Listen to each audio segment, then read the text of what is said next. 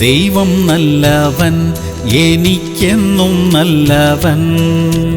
എല്ലാം എൻ്റെ നന്മയ്ക്കായി ചെയ്തിടുന്നവൻ. യേശു നല്ലവൻ, നല്ലവൻ.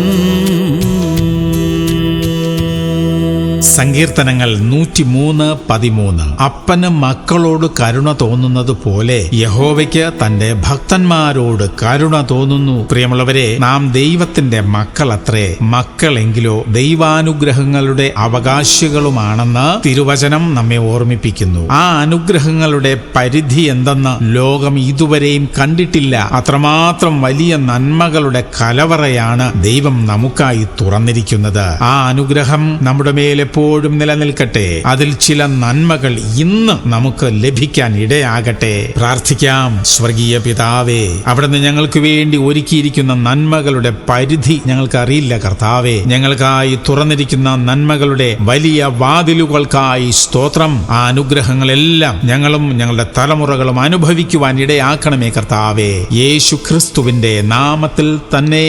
ആമേൻ, ആമേൻ, ആമേൻ.